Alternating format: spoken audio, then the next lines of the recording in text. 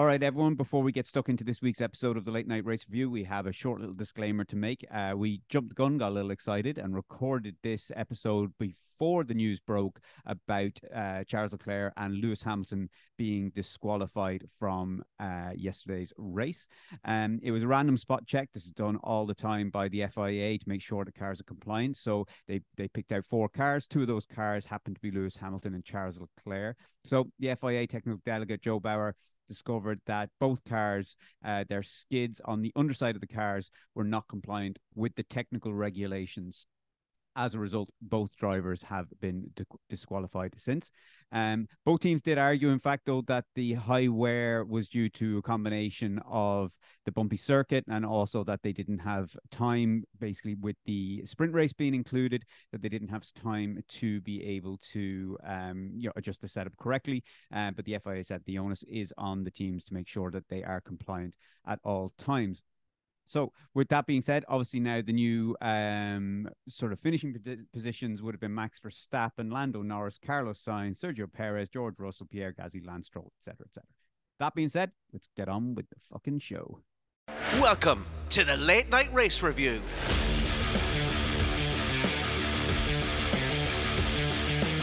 Max has a breakdown as he breaks his brakes, but still breaks more records. Lewis reeling back the years as he moans about tyre degradation. And Lando, so close but yet so far, yet again.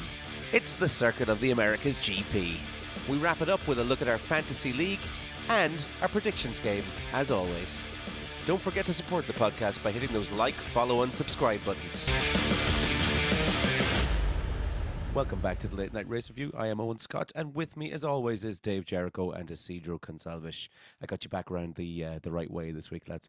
It was a touch of deja vu again as Verstappen honed his hunting skills today, but one big takeaway from this weekend in Austin was that you should never talk to Max when he's braking. Don't talk to him when he's braking. Dave, let's jump in with Max. Starting from 6th place today, and we dare not even dream anymore, but there was times today where we heard a more flustered than usual Max Verstappen, wasn't there? Yeah, it was interesting this weekend, but I don't think there was a lot of ownership put on the fact that it was the braking that was causing the issues today for him. But I don't know, he did finish. I think he finished about 7 seconds ahead in the sprint race. So I mean, he did have a bit of pace there. But I don't know. I just have a feeling that Red Bull just didn't have the pace we usually see it have.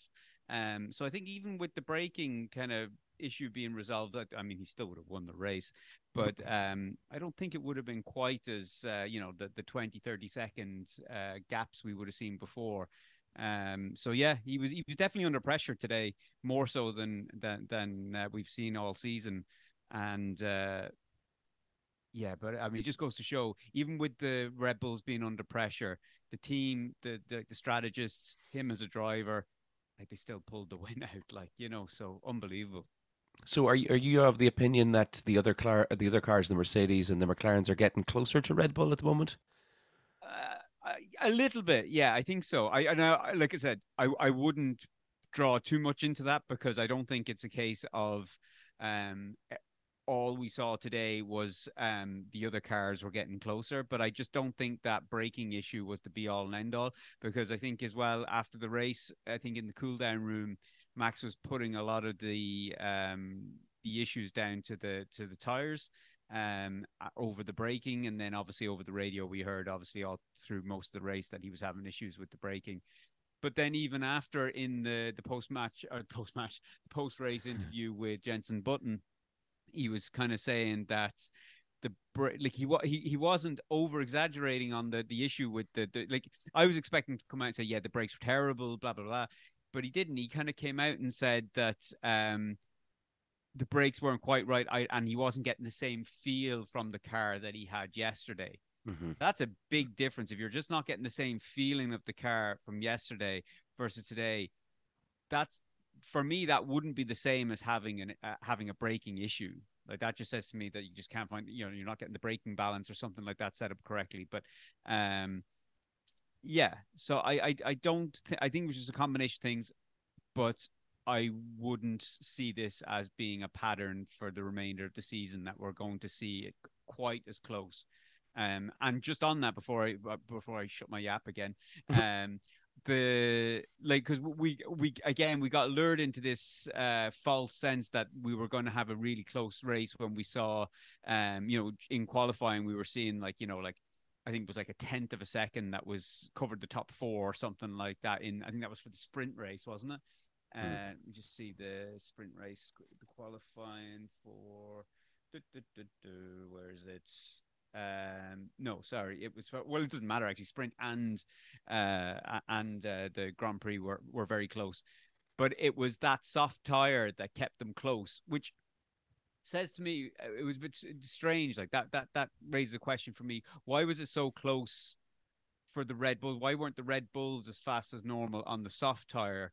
So in the sense that the other cars were able to maintain how close they were during qualifying, yet when it came to race pace and the medium compound tires and the hard tires, the Red Bull obviously had more pace. Because if it was as close as it was in qualifying, and then Red Bull had the braking issue and stuff like that, then we would have probably seen Lewis Hamilton win that race. So I think just a combination of a number of things. But yeah, let's not. This isn't something I think we're going to see too often between now and the end. Somewhat of a perfect storm, maybe, Exactly, for yeah. Red Bull. Sergio, Red Bull today, talk to me a little bit about their strategy. They went medium hard on the tires. Do you think they made the right call there? Could it have been more comfortable with them, or did they go the right way with their strategy today? I think their strategy was okay, and I have to disagree a bit with Dave. Ooh, I we think like that. they are not getting as comfortable as they used to be. For the last couple of races, we've seen the distance. As the beginning of the season, Max was having double digits difference. And now, especially since McLaren upgrades, we've seen that difference less than 10 seconds. And today, if Mercedes has not got the strategy wrong, I'm not sure Max would be able to finish first as he was. And to be fair, it took 28 laps to get the lead. And then after the pit, another 10 to get the lead again. And it was not easy for him. We could see screaming every time his race engineer was saying anything. So he was really under pressure, not because of the car and everything else, but also because he was feeling under pressure that the car was not the same. In that part, I agree with Dave. The car was different than it was. But the fact that the Mercedes was getting really close, and I could see Hamilton in another 2 laps, we might have a different story. Right, Dave, debate. No, there's no debate. I was just gonna say, did I not kind of say that? Like I was kind of saying that there was the multiple issues, but it just showed how good Red Bull were as a team, that they managed to still take a result today. So basically through strategy and Max Verstappen as a driver. So I wasn't kind of saying that. Yeah. So I don't know whether there was a. I thought you were saying that Red Bull was comfortable as always has been. No, I wasn't saying they were comfortable, but I was saying that I think there was a perfect storm of issues that was going on that gave us the false sense that maybe cars are closer to them than it appeared in the race today. Like I don't think Mercedes and McLaren are as close to Red Bull that race showed today. I mean, like take yesterday. Like yesterday they finished 7 seconds after 19 laps. They finished 7 seconds ahead of second place after 19 laps, and you had 56 laps today. Yeah. So I mean, you could have been talking double digits in that. If you looked at that. So that's what I'm saying. I just think it was a perfect storm today, but I just don't think that I think, yes, the other teams are getting closer, but I think today is, we would easily get lured into thinking that they're closer than this race made it, or that they're not as close as this race made it out to be. We are also forgetting that Max started from 6th, and if he didn't have his lap time deleted in the quali, it's very possible that, obviously it was a matter of millimeters, but if he started from 1st, it's possible that he would have finished way ahead of everyone anyway. Go on, Dave. It's interesting, that's 6th place and how long it took him to overtake. I'm curious as to why it took. Like, I don't know whether that was again braking issue, tire issue, or just Max Verstappen just Toying minding with his his prey. tires and just having his ego, like, I'm comfortable enough that I can, I can maintain my tires and take these at the end. And then maybe as it got to the end of the race, he realized, this isn't going quite as smooth sailing as I expected it to, and then became under a little bit of pressure. But I'll be honest, once we saw Lando struggling and stuff like that, when Lando was dropping back from Max, I was like, that's it. He's won it. Like, and even when Hamilton was catching him at the end, I'll be honest, I don't necessarily I can't imagine those hard tires were going off before the mediums. I don't. Yeah. I think he maybe just realized he had time in the bag. I don't. I don't think he was under that as much pressure as it made it look.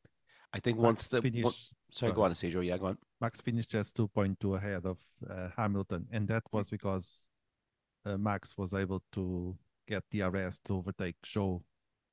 Yeah. So that helped, but it was not as comfortable as we've seen so far.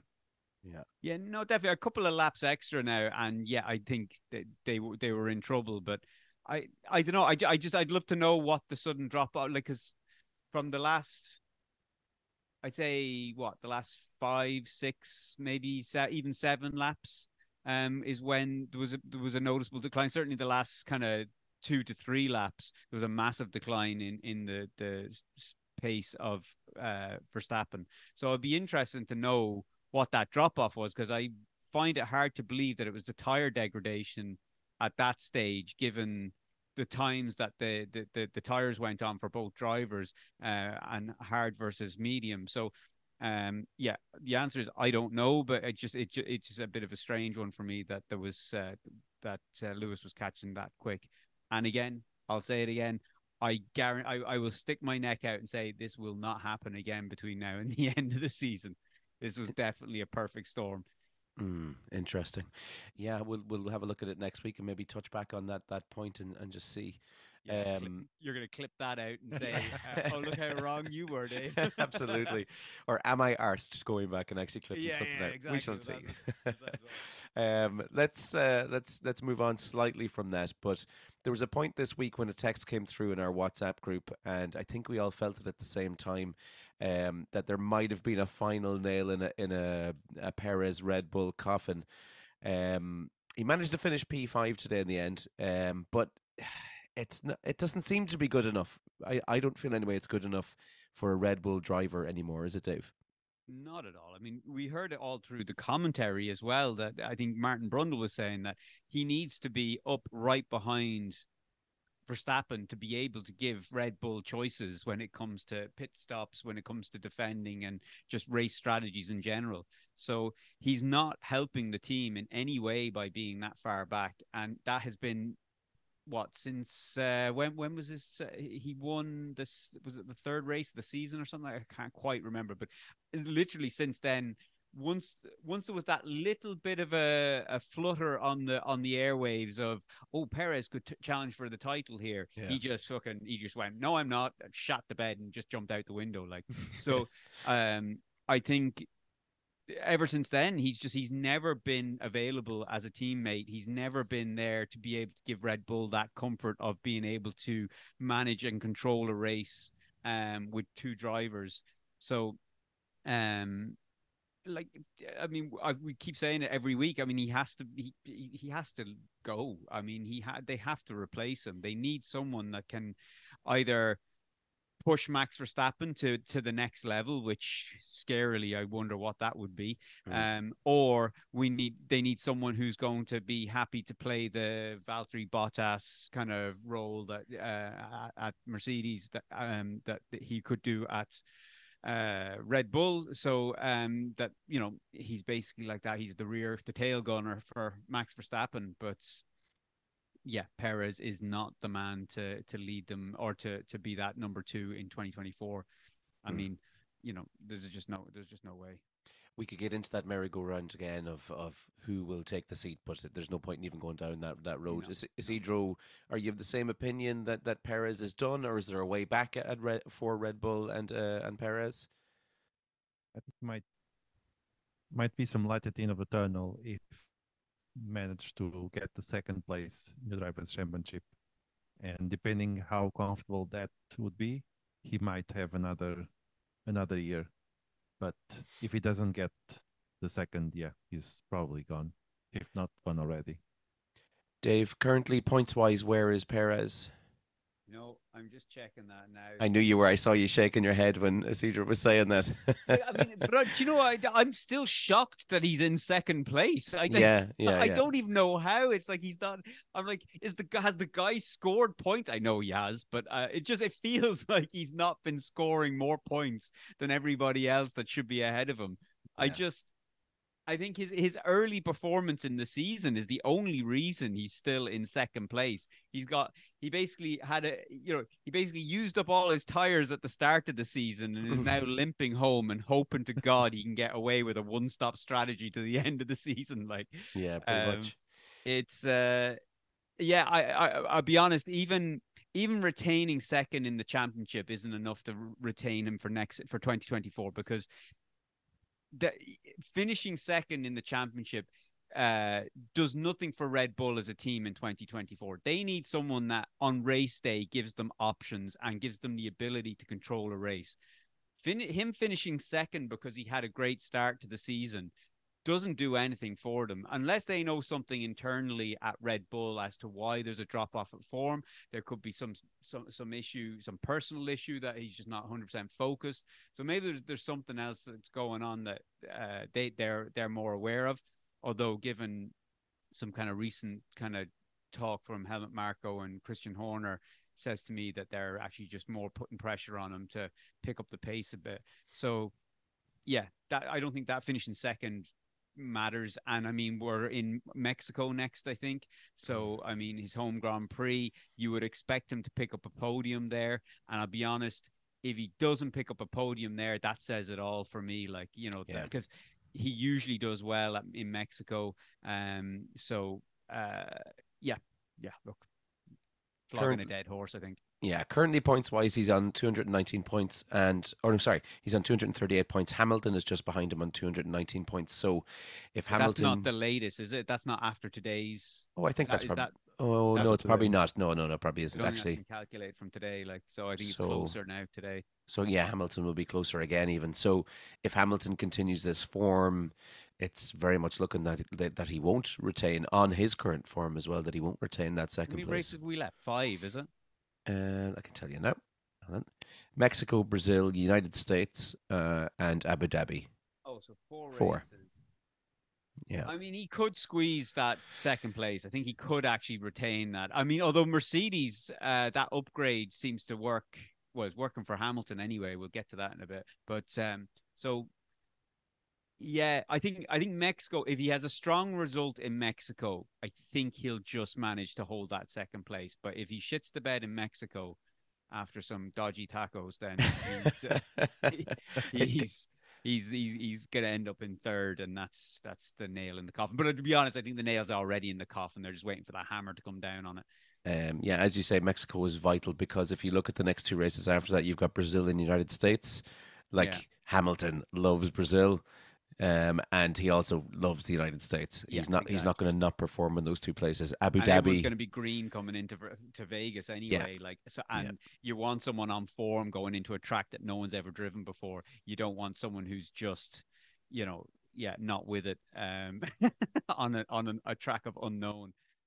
This is us just clutching at straws for something to talk about now before the end of the season.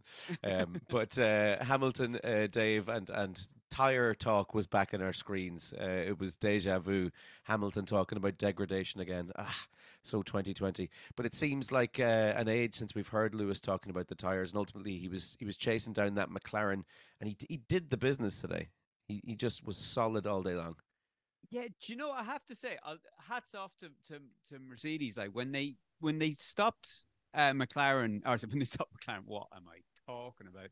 And when they stopped Lewis, and they were talking about doing that offset. I was like, oh, this is a disaster. He's sort of in no man's land. He's neither in a 2-stop window. He's neither in a 1-stop window. They've sort of just thrown him in no man's land. But it worked for him. And I have to say, I think the win was there. Okay. Yeah, I think the win could have been there for Lewis had he. I don't. He sort of hung his head. So when he came out first on the hard tire, and he was 7 seconds, I think, back, and he was hanging his head. He's like, "You've given me too much of a gap. You've given me too much to do."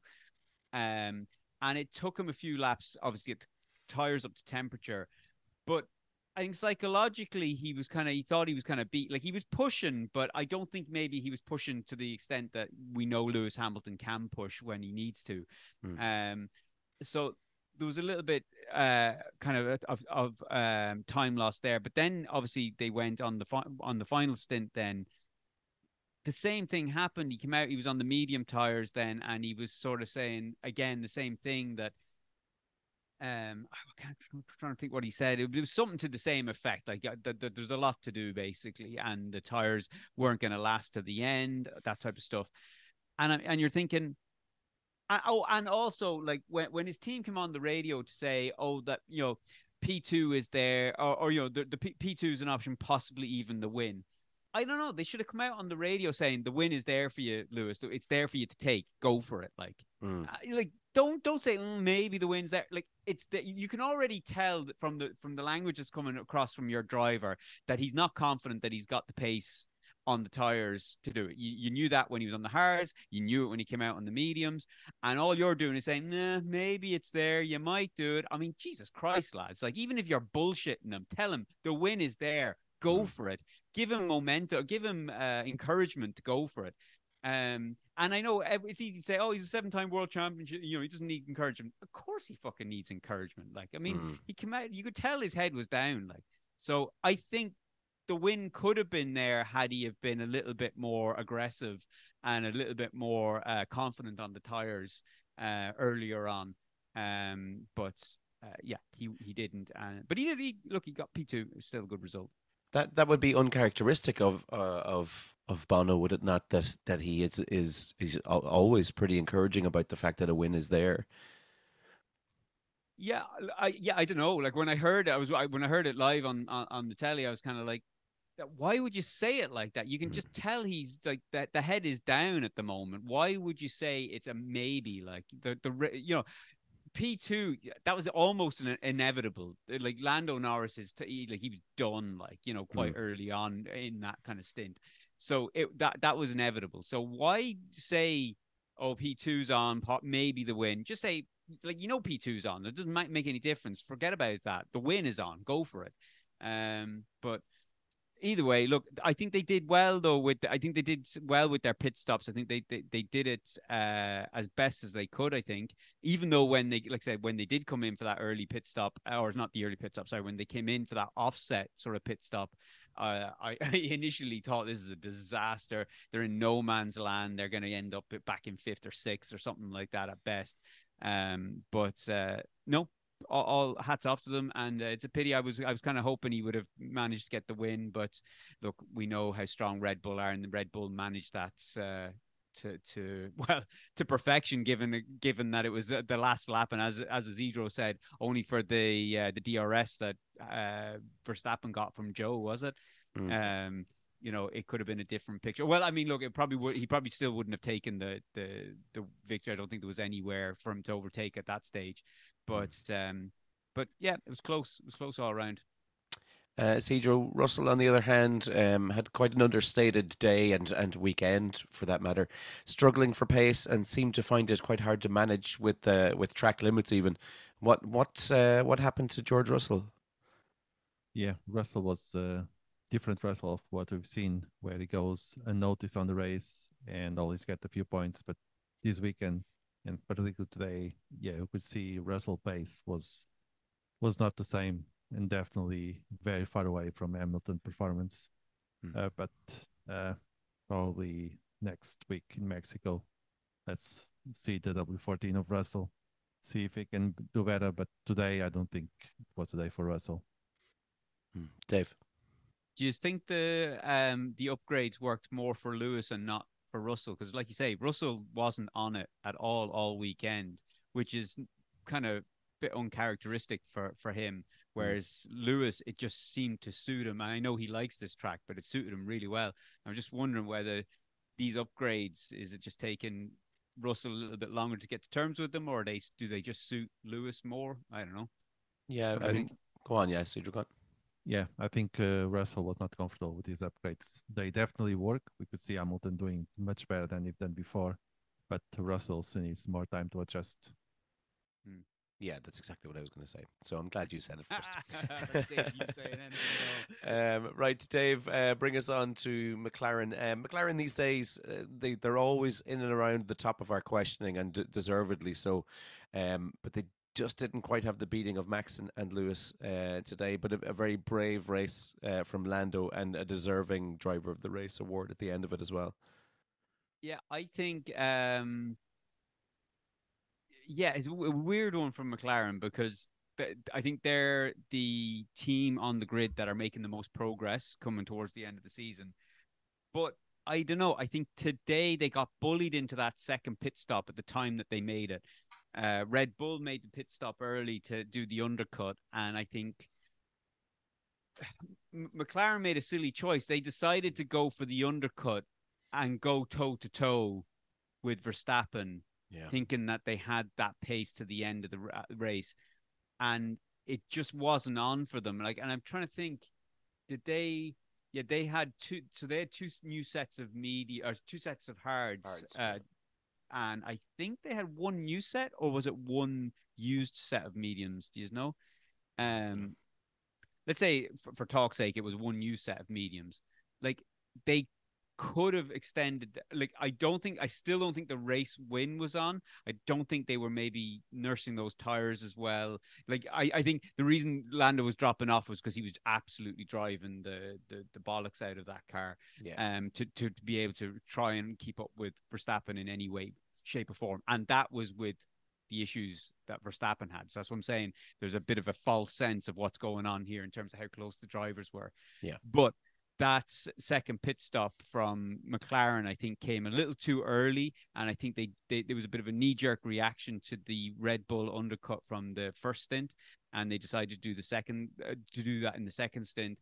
And again, like why they thought they could go toe to toe where their car is nowhere near as efficient on tires as Red Bull is beyond me. Like, they could have definitely eked that stint out a little longer and possibly gone with mediums at the end, like what Lewis Hamilton did, and maybe have challenged Lewis Hamilton for second place, rather than sort of drop off in the way they did. So I think the strategy-wise, I think they could have managed that a little bit better.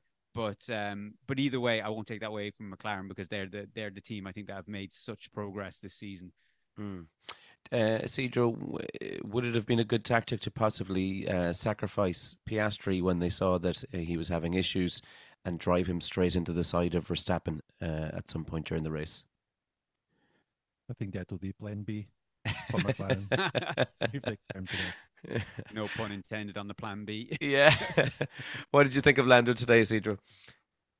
I think he was like they were saying, he was too eager to fight Max, and probably that cost him the second place. If he was able to manage the car and the speed and the tires a little bit better, and get in his mind that his fight would be with Hamilton and not with Max, maybe he would get the P2 and more points for the team, especially with the Piastri out of the race so soon. Lads, let's move on from McLaren, I think, and get to Ferrari. I feel like they're an ever declining team, but they're not. They're always in and around there, and they surprise us some weeks. Some weeks they're absolutely awful. But we're kind of back to that clown show again, and it's hard watching sometimes. But the talk of we're going to move to Plan C or Plan D, Dave, and then Leclerc just admitting that it was too late. It's kind of sad to watch these things unfold for Ferrari, isn't it? It's weird. We thought they were starting to get the hang of the old race strategies there for a while, and Yeah. because we were kind of like, yeah, that was a great decision from Ferrari, like. And today they appear to be the last on the block to realize that a one-stop strategy is horrific and is not going to get you to the finish line the quickest. Yeah. But one stop they decided to do with Leclerc, and by the time they decided, oh, this isn't going to work, and let's throw Plan C at Leclerc, and he's like, what? Like, now the problem is, like, I was kind of when they threw Plan C out, I was kind of thinking, what would Plan C do? Like Plan A, yeah, Plan A and B is probably going to be your probably your traditional 1 and 2 stop strategies. Like Plan C, I was thinking maybe they were going to go slightly longer and maybe risk going on a soft tire for the final, maybe 8 to 10 laps, something like that. So I was thinking, if that was the option, I was kind of trying to do the figures on the when I saw the timing board up, and like he would have, if they had a quick pit stop, they probably would have just come out ahead of George Russell, maybe just ahead of George Russell. But obviously they didn't. They decided to stay out, but because of plan shit, I don't know what plan A or plan B, I'm not sure what it was, they went out on the one-stop strategy. They just kept dropping back, or Leclerc kept dropping back anyway, and only finished, I mean, what was he, like a second or something ahead of George Russell in the end? What was the driver? Hang on a second, let me see, where's the race results here? He finished like 0.3 of a second ahead of George Russell, right? Yeah. So that's where he finished anyway. So 10 laps, I think it was around 10 laps to go. They talked about Plan C, and Charles says, with I'm sure plenty of expletives, saying basically that will ruin my race. Yeah. But it actually wouldn't have. Like, he would have come out possibly ahead of George Russell anyway on a brand new set of soft tires. So possibly, I know the argument there is that maybe fourth might have been on the cards for him. I'm not 100% sure how long those soft tires would have lasted at a competitive rate. Yeah. But either way, he probably would have fared out better than where he finished anyway. Like, so it's that whole, again, we've said this, I'd say, for the last 6 episodes. It's that massive disconnect between the teams and the drivers trying to make a decision that ultimately, when the decision has to be made, no one really has a fucking clue what the right thing is to do, and they usually pick the wrong one, which is exactly what they've done this time around. So yeah, like you say, they've just seems to go backwards, like, Yeah, it may be a lack of decisiveness in the garage, someone to actually lead them in those moments with a bit of experience. But in saying that, you'd say, or you'd think, or you'd hope at Ferrari that they have someone in the garage already there that has a bit of experience, but just doesn't seem to be happening for them.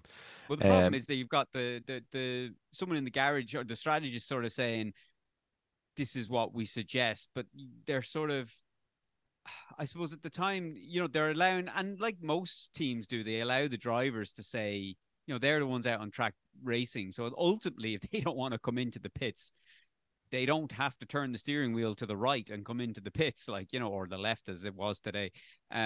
So, I mean, yeah, ultimately the driver has the call there, but I mean, yeah, if there's no trust that what the team are telling you is the right, like, there's no point in coming out and saying, what do you think about Plan C, Plan D? They should have kind of gone, you stay out as you are. This is what's going to happen. So we reckon Plan C is the fastest option to get you to the end of the race. What do you think? Not what do you think about Plan C? Yeah. Tell them why you think Plan C is the best option, and then let him make a decision. They are brutal. Yeah, they just seem to be kind of farting around, kind of like, what do you think about this this situation? Maybe, yeah, lack of decisiveness as always, and no information. Like, even you could see it as simple as the call yesterday. I think it was yesterday in the quali or something, and they were talking about the lap time deleted, and they came over the radio and they were saying lap time deleted, and then said Verstappen, and Leclerc was like, "Give me the name first of all, and then tell me that the lap time is deleted." He's even telling them, like, lads, cop on. But anyway, Ferrari. Isidro Sainz today. Yeah. Oh, you want to have a little chat about Leclerc? Way you go. Yeah, I know we are bashing the Ferrari team, but at least there was one positive, that when Sainz he wanted to chase Norris, they kind of said, "Yeah, go." They enforced the man to just try to get to Norris, even though it was probably not going to happen. But at least, Oh, we have technical difficulties with the Zero. That's what happens when you live in the middle of Ireland. Dave, give me your thoughts on what Isidro's saying there. What could he possibly getting at? I don't know. I'm too busy laughing. It's the first time I think no, Zedro has glitched out on on us all season. And I've lost the train of thought. What were we saying there? We were talking about. he, he was just going in on Ferrari again for some reason. I know, and now I can't remember what I was going to say. I had something good to say, and then he's gone completely from the. Oh, look! Good luck to you. Anyway, Dave, tell me a little bit about Carlos Sainz today and that little late push that he had. So that's exactly what I was going to say. Hurrah for my brain. So what I was going to say was, this was the difference between Carlos Sainz and Lewis Hamilton today, right? So when Lewis Hamilton had to head down, too much to do, and that was with a 4 or 5 second gap. Carlos Sainz Carlos Sainz had about, I think he was about 4.6, 4.7 seconds back or something like that at that stage from Lando. And he goes, and the team let him know the distance or what the gap was to Lando, and he's like, I think Lando's on here, and he's like, let's go, like, and he was so enthusiastic. He was like, and you're looking at going, dude, you ain't catching him, like, but the driver was like, fuck it, I'm going for it, like, yeah, it was nice. And that's what, like, that's the difference. That's what you wanted to hear from Lewis Hamilton, that was that mentality that it's possible, go for it, like, and that's what his team should have been sort of spurring him on for.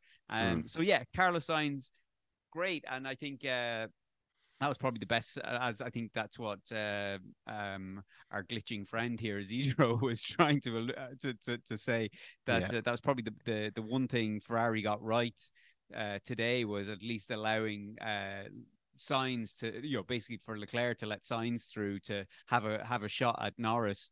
But ultimately, it didn't come off. Maybe I'm the only one who's doing this, but I'm shipping Carlos Sainz to Red Bull next year as my guess. But he's already talking about he wants to extend his contract with Ferrari. Why? Oh, 100%. Like, if you had an option to go to Red Bull, I talk to you after. I am. You don't even have to pay for my bus fare. I'll walk. I'll drag my bags along behind me down the road. Yeah. Isidro, are you back with us? No, I don't think so. Dave, can you give me just a little bit on Fernando Alonso? We seen him kind of popping in and out of the race, but it was mainly to kind of show off his overtaking talent, and then ultimately he had a DNF due to some sort of a suspension failure or something? It was the damage to the floor. I don't know whether that was possibly going over the curbs or something like that. Maybe damaged that, because I don't know whether it was I don't think it was from any collision. Yeah. But do you know the one thing? Fernando Alonso overtook on old hard, I think it was on hard tires, on old hard compound tires, overtook Yuki Tsunoda, who was on fresher tires at the time. Yeah. I don't know whether that says something about Fernando Alonso or it says something about Yuki Tsunoda. Yeah. I'm going to say the latter. Yes. But, more so the latter. But he got what he could out of that Aston Martin, but it was it's just not there. I mean, it's probably a little bit of an improvement. I mean, Lance Stroll came 9th today. So, I mean, if Alonso had stayed in the game, I don't know. I mean, he possibly was trying to go to the end of the race on a one stop, so he might have finished outside of the top 10, but still, it maybe is a slight improvement for Aston Martin. I know that's probably a far cry away from where they were at the start of the season, getting regular podiums with Alonso, but I think they are going in the right direction ever so slightly. Yeah, it seems to be picking up for them anyway. Dave, I like there was a kind of a best of the rest, but none of them really sparked my interest, bar Danny Rick briefly on his return to F1. He was in the top 10 for a little while, and then he finished last. So And return to normal. and I know you hate Yuki Tsunoda, I so hate just him. to fucking drive this one home, Daniel Ricciardo came in towards the end for soft compound tires purposely to get the fastest lap, and then Yuki Tsunoda did the exact same and took the fastest lap away from Daniel Ricciardo. It's like, you bastard. So where was Danny Ricciardo when he came in for that set of tires? Oh, I think he was like right down the back of the grid somewhere. So can you get fastest lap if you're not if you're outside the top 10? Well, you can take the point away. You have to be Oh, inside the top okay. 10 to score the point, but you can at least take the point away from someone. Look, it did make sense because Yuki Tsunoda was in 10th, so he got 2 points as opposed to 1 point. So I mean, it technically made sense, but it just would have been nice for, like, Daniel Ricciardo wasn't going to score any points. It would have been nice to at least have seen him got the fastest lap. But Yeah. Yuki decided to Do a Yuki. to do a Yuki on it. Yeah. Right, Dave, will we move on to our driver of the day? Yeah, I'm going to give my going back and forward on this, which is where I'd usually now hope that Isidro was back on the call to buy me time to mull over my decision. Yeah, talk about his percentages. I am going to go with. Do you know what? I'm going to go with Lewis Hamilton. I shouldn't, because I was complaining about how much he was hanging his head on both stints, but he stuck with it, pushed Verstappen to the very last lap. So I will give it to I'll give it to Lewis Hamilton. Let's jump I to would. Isidro quickly before he fucking disappears again. Isidro, give us your driver of the day quickly. It would be Max. Right. He's fight Verstappen. Obviously, Yeah. the only Max on the fucking grid. What an idiot is that? Max Norris. Yeah, even though under pressure and insulting his engineer, I think he was able to get there at the end. Do you know that's not a bad shout? I mean, yeah, he did. He nursed that car to the end under pressure. Yeah, it's not a bad shout. Who are you going with, Scotty? Yeah, I'm gonna have to give it to Hamilton. You have to admire that drive today. I wanted so badly to give it to Norris. And yeah, I just couldn't in the end. He let it slip. So yeah, Hamilton all the way. Yeah. All right, who's everyone's loser of the day? You want to go first, Dave? No, I'm going to give it to Isidro in case he disappears. Okay. Yeah, go on, Isidro. Well, I was in doubt between LeClerc and Aston Martin. LeClerc, because the man has pole position and finished 6th, probably crying inside his helmet. On the other hand, Aston Martin, they had a terrible weekend. Alonso had to retire. Stroll surprisingly did well. But the fact that they had to run 2 different sets, Qatar for Alonso and the upgrades for Stroll.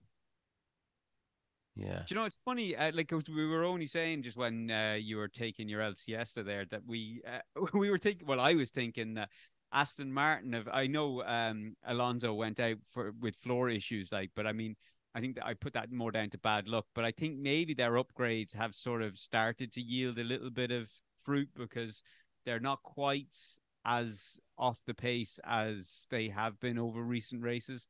So I thought maybe this might be the start of them kind of moving in the right direction. So I would maybe go with Leclerc as my loser of the day. I mean, started on pole, an absolute shit show of a race strategist running the show for him. It was just a shit Leclerc. Yeah, I'm going to go for someone outside of the box. I'm going to say Oscar Piastri is my loser for the day, because Esteban Ocon completely sideswiped him. I know he was given out that as F1 drivers do about when someone hits them, but I think that was all Esteban Ocon's fault. And Piastri, I know he's on P10, but I think there was a chance of some more points for him. He had good pace. I think he's my loser of the day, unfortunately. You know, it's funny. I didn't think Piastri was doing great this weekend. I thought he was actually, considering over the last little while on this sort of resurgence of McLaren, like Piastri and Lando have largely been on the same sort of pace. But today, certainly this weekend, I think there was a bit of a gap between the two of them. There seemed to be the sprint shootout. I think they came. There was only if even a place. I think Norris was fourth and Piastri was fifth, maybe. So I think he was pulling it back, but in the sprint, then he fell way back to 10th. But yeah, you're right. There was a little bit more daylight between the two of them this weekend. Sorry, I'm just checking here. The sprint was no. Norris came fourth and Piastri came 10th. Yeah, no, I was talking about the sprint qualifying. So sorry. One qualified fourth and one came fifth, I think. Got you. All right. But yeah, is it predictions time? It is predictions time. Lovely. Do we dare even bother checking to see if they've updated their? I don't think so. I mean, no, the F1 Fantasy still hasn't been updated. But we'll call it. I'll give before we jump into our predictions game. I'll just quickly give a rundown of the F1 Fantasy. After this will be points calculated after the sprint race, so not today's race yet. We have, I think, we have a new leader. Zanetta Team 1 is now number 1 there. I am hovering in 5th. Jing is dropped to 8th. Stop Inventing, who was at the top of the tables for most of the season, is now down to 10th. Shocking drop off. Aston Martin upgrades. Some Sergio Perez personal issues there, maybe. 100%. Isidro 17th and Scotty 22nd. Yay! Who's the top 3? Give out the top 3 there. I know you gave 1. Who's 2 and 3? So yeah, Zanetta Team 1 is number 1, Russell My Feather number 2, and holy Jesus, San Gancheo L F1. I'm so glad I asked now to read those out. Yeah, as soon as you said that, I was like, well, fuck you, Scotty. Thank you very much. Oh, beautiful. All right, on to prediction game before I embarrass myself any further with my illiterate fucking self. Right. Couldn't even fucking figure out how to insult myself. Right, top 3. I went with Max Verstappen P1, Norris P2, Goose Egg, and Piastri P3, Goose Egg. Boo. Yeah, I went with Verstappen P1. Yes, get a point. Norris P2. No. Russell P3. No. And Zedro. Although Scotty was close, that Norris Russell reverse maybe. Yeah, Hamilton. I had Verstappen, Sainz, and Piastri. So it wouldn't be so far away. 1 point so far for all. My flop: Daniel Ricciardo, DNF, crash. Jeez, we didn't have any. So close. We had DNFs, but we didn't have any kind of crashes as such. Anyone wiped out. Nothing. Ocon did try though. Yeah, well, we did. He did. He gave it a good whirl, all right. Yeah. Mine. This is shocking. This is shocking. We said this last week. This is exactly what we knew was going to happen. This was a gimme. This is the game. This is the game. My flop was Guan Yu Zhou outside the top 10, and he did exactly that. Boy, Joe. Legend. I went for Daniel Ricciardo DNF. Yeah, I don't think you went with a crash. I actually just wrote that in, I think, by accident. So I think it was just DNF you went with. Right. My surprise. What'd you say? Sorry. No, it didn't happen. Ricciardo didn't have a DNF. He put the point there. Oh, sorry. I just.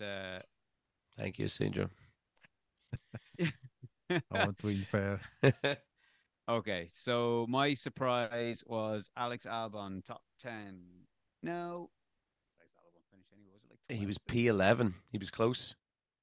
Damn it, Albon. Oh, look, yeah, of course. Yuki Tsunoda once again there fucking wrecking things for me.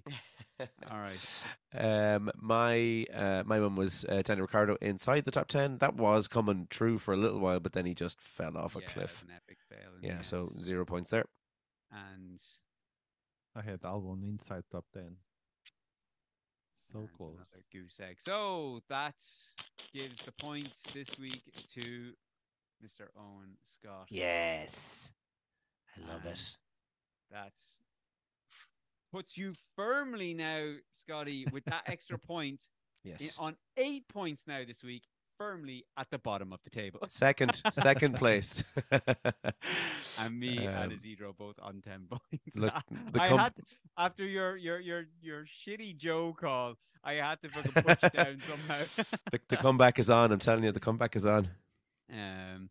All right. I haven't got any predictions prepared for Mexico, so I am going to call it as Max Verstappen P1. Now this is where it's going to get interesting. I am going to go with Hamilton P2 and P3. Ooh, it's his last chance. Like it's either now or never to put him in there in the top 3. Like if you're ever going to put Perez into into a top 3, it's Mexico. Like so, I think that Perez is going to absolutely shit his pants at this one, and it's somewhat giving out what my flop is going to be. But I think he's going to throw it into someone. I think Verstappen would be P1, Hamilton P2, Norris P3. Say that again, sorry. Sorry, Verstappen P1, Hamilton P2, Norris P3. I think the Hamilton train is leaving the station, and Perez is going to. No, yeah, that's yeah. Look, I think I would have gone with the exact same. Only from gambling on Perez, I'd have gone Norris as well. So. Zero. Difficult because I had the same prediction as Dave. Then again. Here we go. Scotty, copy my homework. And then Scotty copied mine. I can't copy yours first if I do it first. So Verstappen first, Hamilton second, and well, who can it be? I'm gonna go Alonso. Ooh, Alonso. Wow! I think he's gonna win the upgrades, and he's gonna, yeah.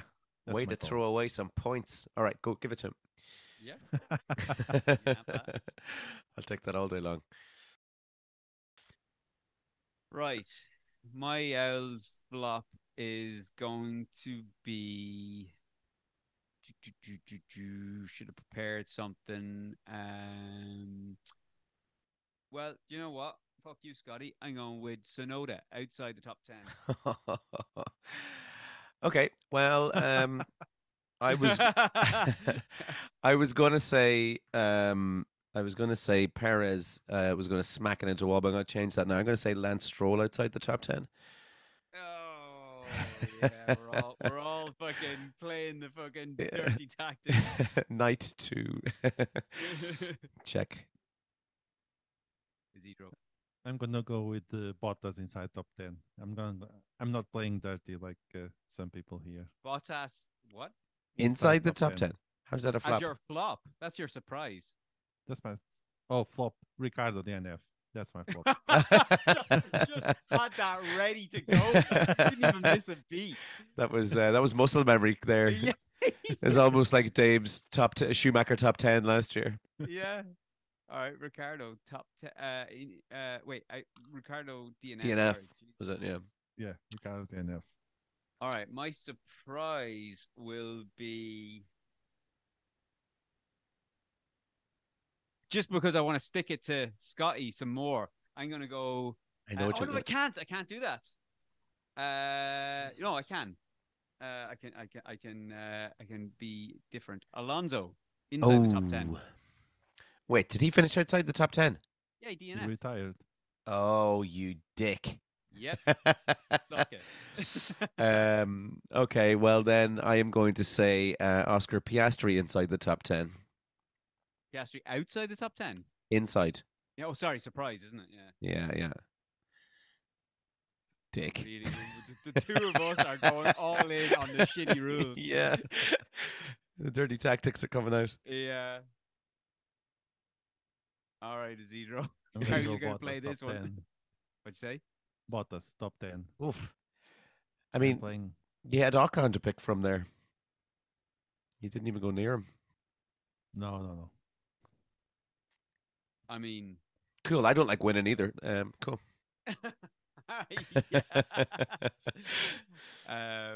Yeah. All right. Cool. That's all right. I'm gonna love to see Yeah. Piastri finishing 11.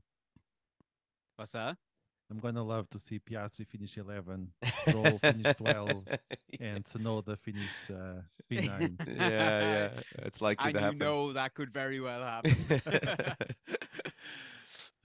All good. All right, I think that's us for this week. We will be back next week. I think it's a quick fire for the next 3 weeks. I think, isn't it? So we're back for the Mexico Grand Prix, where we will either be looking at a Perez turnaround or a empty seat at Red Bull. So until next week, we shall see you then.